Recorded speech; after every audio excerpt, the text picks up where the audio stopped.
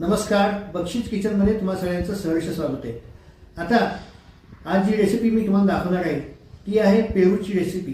पेरूचं मी पंचामृत तुम्हाला दाखवणार आहे। 2 पेरू घेतलेत, कढीपत्ता, मिरच्या घेतल्यात, कोथिंबीर घेतली आहे आणि नेहमीचं जे साहित्य आपण पदार्थ घेतो ना, एवढं सगळं साहित्य आहे। आपण बघू शकता, आपण जांबाच्या चांगल्या फोडी करून घेतल्यात। ह्याच्यातल्या बिया आणि थोडासा गर जो असतो ना, तो काढून टाकलेला आहे। तुम्हाला टाकायचं असेल तर तुम्ही टाकू शकता, पण मी घेतलेलं नाहीये। आता आपण रेसिपीला सुरुवात करूया। आता आपण सगळ्यात पहिले गॅस पेटवून घेऊयात। आता आपण कढई तापली, त्याच्यामध्ये तेल टाकून घेऊयात। मग तेल तापले, आपण जिरे आणि मोहरी टाकून घेऊयात, कढीपत्ता, 2 हिरव्या मिरच्याचे काप केलेत मोठे मोठे ते, आणि 4-5 दाणे आपल्याला धने टाकायचे। तर थोडंसं हिंग टाकून घेऊयात। हिंग टाकून झालं की आपल्याला दालचिनी तुकडा टाकायचा, त्याच्यामध्ये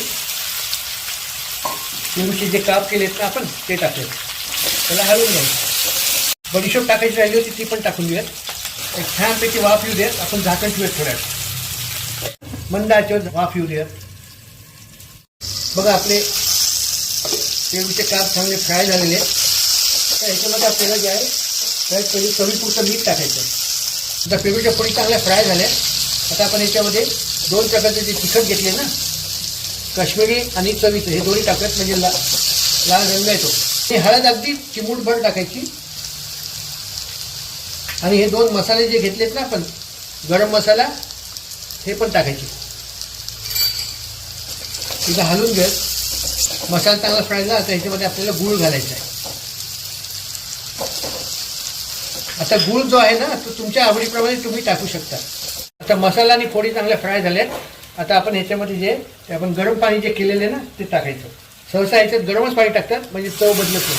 आणि थोडी एवढ्याच फक्त टाकायचं पाणी, जास्त पाणी टाकायचं नाही, म्हणजे पंचामृत आपलं घट्ट होतं।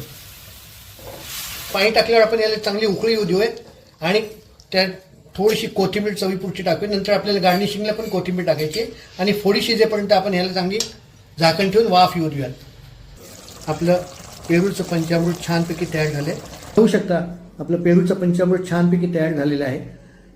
हे जे पंचामृत आहे ते तुम्ही भातासोबत, पोळीसोबत, पराठ्यासोबत, आणि विशेष म्हणजे चना डाळीचे जे धपाटे आपण करतो ना, त्या धपाट्यासोबत हे खूप छान लागतं। एक वेगळीच चव आहे पंचामृतची।